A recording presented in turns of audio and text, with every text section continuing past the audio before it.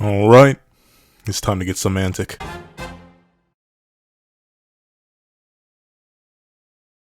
Thank you to our final patrons, Strawbones, 14765, Midnight Gemlord, Sean, and Artgoon. And a very big thank you to our $25 patron, Alex Ice Rose. Now, we're on this breakdown / discussion on whether or not Yuta Okotsu is a bold-faced liar. Please don't leave your own thoughts on whether or not Yuta Okotsu is a bold-faced liar in the comments section down below. Leave a like and subscribe if you haven't already. Also, hit that little notification bell to miss out on any videos that come on the channel. Also, I do have a Patreon down below. You support me as low as $1 $1 thanks to videos, early content, and more. You also now become a member of the channel for as low as $3 a month to get the same perks and more.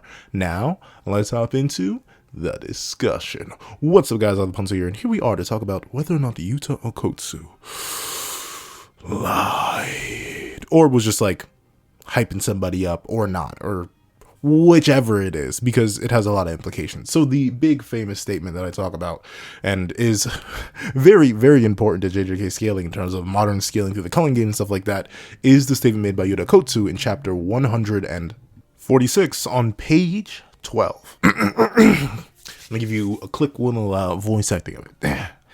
This is Maki, by the way. We're short-handed, so we gotta rope in whoever we can. Is he tough?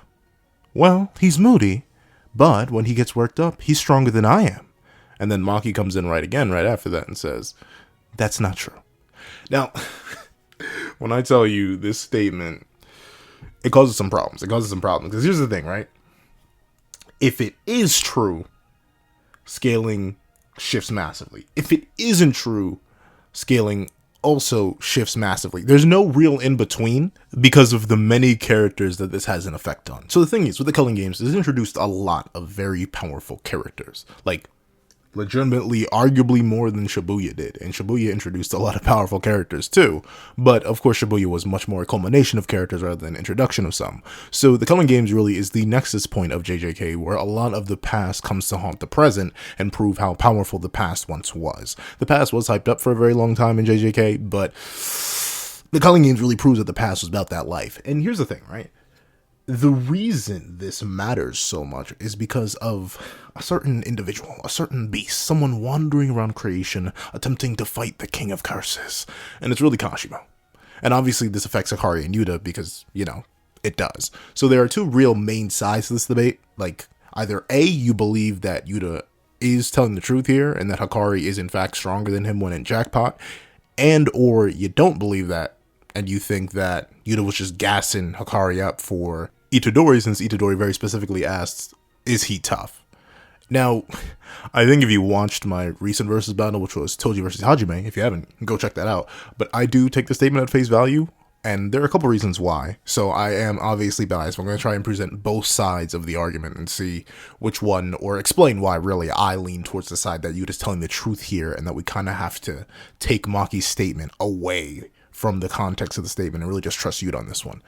But first things first, let's go with for why it can't be valid, right? Like, because it is a pretty bold statement to make, because with this statement, it puts Kashimo and Hakari and Jackpot above characters like Special Grade Yuta, and possibly above characters like Yuki and Geto and maybe Pre-Awakened Gojo. A bunch of characters kind of struggle a lot if this case is true when it comes to Kashimo and Hakari. And that seems a little bit strange, right? Hakari is a character who was like mentioned once before this. He was mentioned once by Gojo, and then he's brought up here, and he's supposedly stronger than Yuta Okotsu. Yet the guy who got the prequel manga, the whole prequel manga where it was established that he was a special grade of special grades on a different level because he literally has a cursed spirit bound to him that has boundless cursed energy that he ended up making by pure accident. So it seems a little bit strange that this guy who likes to play roulettes ends up being stronger than him out of relatively nowhere. Number two, this is a statement, right? Like, sure, we do like to take statements at face value, but if we were to look at just like the damage that Hakari and Kashimo do versus the damage that Ryu and Yuta do in their fight, Ryu and Yuta destroy a lot more. Or at least it's implied by the scale of Ryu's attacks that he could destroy a lot more. The biggest thing we see Kashimo and Hakari do are punching around shipping crates. And while that is very, very impressive, don't get me wrong, shipping crates are indeed massive and heavy and can contain whole entire cars. We don't even know if there were things inside the shipping crates they were throwing around. Yeah, like Ryu's blast literally looked as big as a building. Like that thing was massive. Massive. And this isn't helped by the fact that we do have concrete statements twice instead of this one statement that Ryu is in fact the person with the highest output. One in history, which includes characters like Kashimo, and Kashimo, who scares likely to Hakari, would have that correlation with Hakari. And on top of that, everyone in the Culling games, which includes characters like Jackpot Hakari. However, in spite of this, Ryu fails to absolutely one-shot body bag and annihilate a base Yuta, who should be weaker than Jackpot Hakari, but Kashimo's lightning bolt, something that according to the narrator himself, not even an in-character statement, the narrator goes out of his way to say that Ryu has the highest output. A Jackpot Hakari, who's supposedly stronger than Yuta, gets his arm blown off by a lightning bolt, gets his head decimated by a lightning bolt, but somehow he's supposed to be stronger than Yuta. That seems a little bit strange. That seems a little bit indirect and weird, if you ask me. And then another thing, Maki just flat out says it's not true. Like, legitimately, she comes out the clutch and immediately says, before the panel's even over, that it's not true. So Maki, a very experienced fighter who has most likely seen both of these people fight, at least sometime in the past, should know what she's talking about, and believes that, based on her own assessment, Yuta is just gassing Hakari up here. Another one, Yuta's just a nice guy. Like, he's just a cool kid. He's a cool cat, if you will. Bro doesn't necessarily like to hype himself up all too much. Like, you never necessarily hear bro really playing up the act unless he's literally acting. Like, he only showed up mad ominous, mad spooky in front of Choso, Naoya, and Itadori because he was literally on a mission to make it look like he really wanted to get Itadori up out of here. Like, truly and honestly, he was really about that life. That's what he was trying to show himself as. But that doesn't mean he's like that. We've seen how kind and calm and sweet of a boy that Yuta Okkotsu is, despite his extreme amounts of violence. But with that being the case, it's entirely possible that, Itadori asked, Yuta's a nice guy, Hakari is strong, but he may not be stronger than Yuta, right? Because Hakari's not a special grade. That's another thing. Hakari is just simply not a special grade, and thusly, there's no way he should scale to a special grade like Yuta, who, I remember hearing that it was either a mistranslation, but as of recent, I've been hearing that it wasn't a mistranslation. It's been back and forth, but specifically the statement made at the very end of chapter 173 about Yuta, about how 3 months after the night parade of 100 demons, Yuta came back to become a special grade second only to Satoru Gojo in unusual abilities. That's how the chapter is officially translated. However, for the longest time, I heard people saying it was actually mistranslated by Viz, and in reality, in the original Japanese, it says second only to Satoru Gojo in raw power. And then I heard that, no, apparently that was a fake translation. That was a real mistranslation. Like, people were claiming it, Yuta fans were claiming it in order to hype up Yuta even more, and unusual abilities is actually the more appropriate translation. But then once again, I hear that it was actually power, and the people were trying to combat the Yuta fans by saying it was fake, but it wasn't actually fake. I'm not sure, but once again, this is a guy in some way, shape, and form, whether you believe it's raw power or unusual abilities, second only to Satoru Gojo. That means he should be above Prime Geto, he should be above Yuki Sakumo, he should be above a whole bunch of other characters as the second strongest special grade, and the special grades are in a class of their own. So Hakari just once again coming out of nowhere and randomly getting to that based on Yuta's one statement seems a little bit bonkers. All of that is the case, and all that does make sense. I can definitely see that side of the argument, but I do have some issues with it. One, why would Yuta really lie here? Like, this would just be a lie. Like, if we're really getting into semantics, this would just flat out be a lie. He's telling these two to take their time and go out of their way to go get Hakari, because Hakari is stronger than him when he's worked up. He even puts in a caveat. It's not like he just says Hakari is flat out stronger than him. He says, well, he's moody, but when he gets worked up, he's stronger than I am. Which implies Jackpot Hakari, which makes sense, because we know base Hakari shouldn't scale to full power Yuta, just based on his interaction with Bernard and such like that, and even his interaction with Kashimo. But even with that being the case, he's specifically referring to a state that we know of, that we now have seen, that also, like him, has infinite cursed energy. Yuta is always described to have boundless amounts of cursed energy, and Hakari gets the exact same perk that Yuta has under his full control for 4 minutes and 11 seconds. So that is most likely the state that Yuta's referring to here, and he has no reason to lie. Sure, could you say he was gassing up Hakari? Yeah, but I think we get into real semantics and just talk about phrasing. If he really wanted to say, oh yeah, Hakari's strong, all you have to say is, yeah, he's tough. He about that life. He's a bit moody, but when he gets worked up, he's pretty strong. No, he specifically goes out of his way to use himself as a measuring stick. He specifically puts himself in there, which is a little bit more than hyping up. It's a bit of admittance. Like, yeah, Hakari really liked that. He about that action, which is why I take it. Because one, Yuta doesn't seem like a character who would lie in a situation like this. Like, this isn't just like you talking up your boy to someone who they're interested in, and you're like trying to be the wingman. Like, yeah, you know what I'm saying? My boy over there, he got fat racks, fat stacks. You know what I'm talking about? He really got money to him. No, this is like a life and death situation. And they are pulling Hakari in because they need all the resources and help they can get. Why would Yuta lie here? For one. Two, the Maki discrediting it. Now, this is no offense to Maki, but how good is she actually at quantifying strength? Like, simply on sight. I'm not sure if she fought Jackpot Hakari or if she fought this current Yuta, but how does she really quantify it? She cannot sense cursed energy. She can't even see curses still at this point without the glasses. So how is she going to be able to determine the difference between Jackpot Hakari and Yuta when Yuta himself is saying that Hakari's stronger than him? Once again, Yuta doesn't seem like a character who would lie. He may be kind, but he's not going to put his friends in danger by saying something that could hypothetically get them in extreme danger. No, he's confident enough to say that Hakari is stronger than him, and Maki kind of just lacks the basis at this point. Even awakened Maki, sure, she can judge strength when she's hit you, when she's landed a couple blows, but realistically, Maki, a person who cannot see curses and a person who cannot sense cursed energy, should be pretty unreliable in terms of a quantification thing. Like, in terms of just being able to sense the difference between Hakari in Jackpot and full power Yuta. She shouldn't really be able to. And another thing is, has Maki even seen the recent Yuta at full power? Like, at all? I don't know. Yuta knows his full strength. Yuta knows where he stands, but Maki shouldn't. As far as we know, Yuta's just been in Africa. He was called back after the Shibuya incident, but before that, he's just been training in an entirely another land. I think the last confirmed fight that Maki may have seen was last year's Goodwill event. That's all she has for knowing where Yuta stands. Other than that, we don't know. She doesn't know either. It's highly unlikely that Yuta actually even went all out at last year's Goodwill event because he became a special grade 3 months after losing the title. So he was already on an entirely different level. I highly doubt bro was pulling out Rika and yelling at people with cursed speech and trying to get him up out of here, just like that. He was literally probably suppressed. So Maki, just like Itadori, has no real concept of Yuta's full strength. The only person who had any concept of Yuta's full strength is Yuta.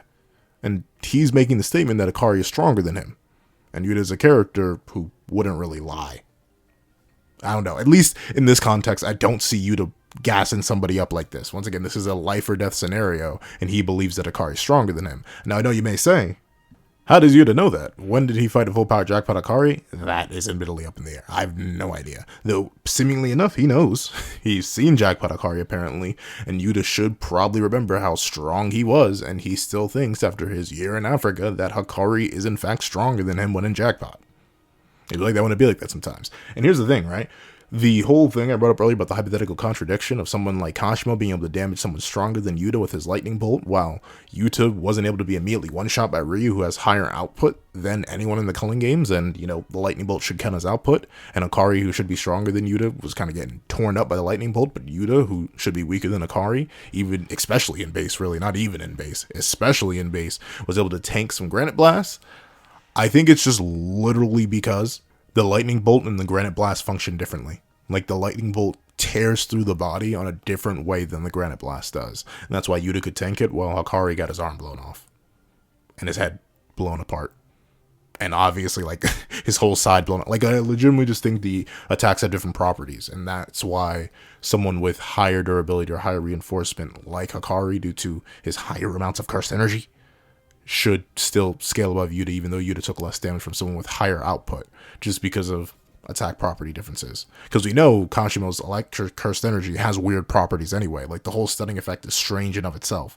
And thusly the lightning bolt, also a weird can't miss domain level attack, should probably be a little bit kooky in comparison to Ryu, who's like casually throwing out granite blasts here and there, and is able to casually overpower Yuta on multiple occasions.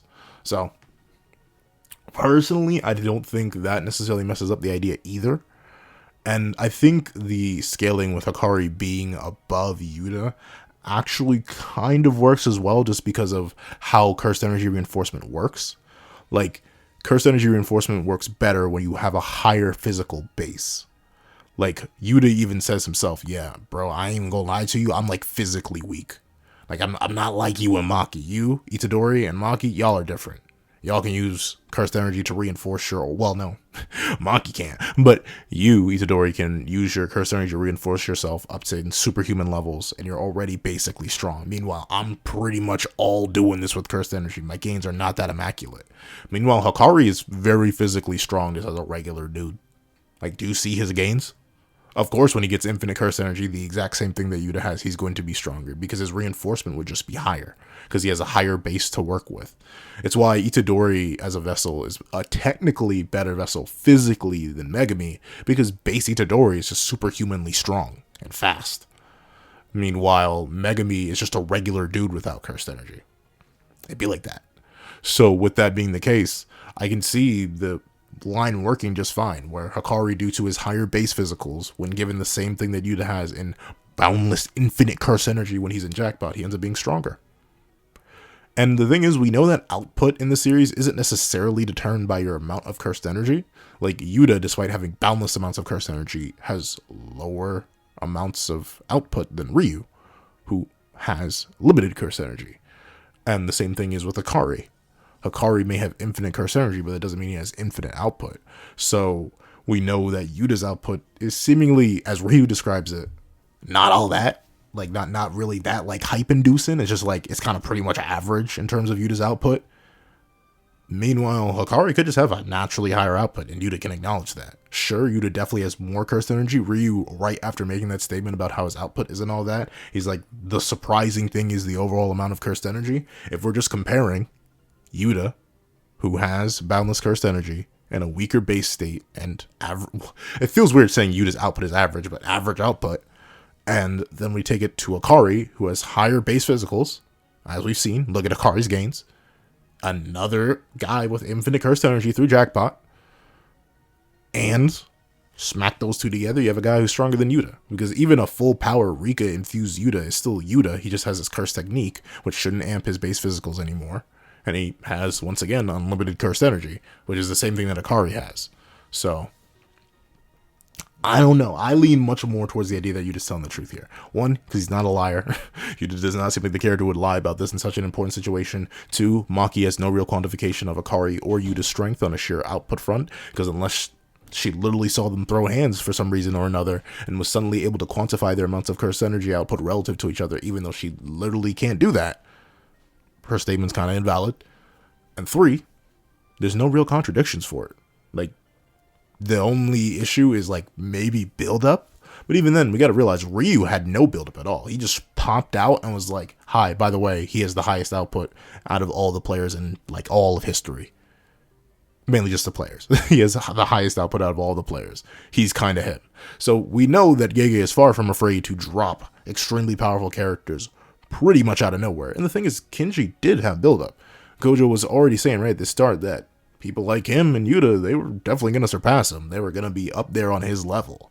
So it makes sense that Hakari, a guy with the ability to get infinite cursed energy just like Yuta, who has higher base physicals than Yuta, would be more powerful than Yuta Akotsu. However, notably, I'm not necessarily trying to convince anybody. I completely understand if you still think Yuta is stronger through other means or other reasons that I may have missed in this video. I'm just explaining to you why I think that Yuta's more valid, because in the Toji versus Hajime video, I kind of just skimmed over it. I just took the statement at face value because I didn't want to sit down and go into a whole semantic argument like this. As you can see, this video is already like 20 minutes long. And I'm literally just talking about this one statement and the ramifications it could have. So the thing is, if you do believe the statement, then characters like Hakari are stronger and can do more with their infinite curse. Well, not do more, because Yuta has a plethora of more hacks. And notably, just because I'm saying that I think Hakari is stronger, that doesn't mean I think Hakari wins a fight. I'll talk about that in its own video too, but don't take my kindness for weakness, was what I'm saying. Like, don't think just because I think Hakari's stronger in Jackpot that I think Yuta has no chance against them. Look at Ryu, someone stronger than Yuta, who Yuta also beat. Admittedly with special circumstances, but still, he did indeed do that. So it's not entirely out of Yuta's range to beat people stronger than him. So don't count Yuta out. Don't think I'm counting Yuta out here. But I do believe that on a scaling front, we got to put Hakari just that notch above. And that puts him in the tier with like Ryu's, Kashibo's, all the stuff like that. If it isn't true, and Yuta is just capping, I mean, that's alright, I suppose. It just drops characters like Kashimo lower, and it drops characters like Hakari lower, which then puts him in a really nebulous spot. Like, once you get to that point, Kashimo and Hakari have no real scaling to anybody then. Because Bernard has no links to anybody, and like, I think Kashimo should be much higher than Mekamaru level and Panda level, which is what he casually body bagged while chilling. So, reasonably, I think it's just easier to take the statement at face value, which may just be laziness on my part. If there are other interpretations, any other things I missed about this statement, any other things you want to add to the discussion, let me know down below. Thank you so much for watching. Remember to like, share, comment, and subscribe, and make sure the little notifications to miss out on any videos that come to the channel. Also, I do have a Patreon down below. You support as low as $1 down a month. Links to the videos, early content, and more. You also now become a member of the channel for as low as $3 a month to get the same perks and more. Now, thank you so much for watching once again, and I hope you guys have a wonderful day. This is That Guy with the Pencil, writing off.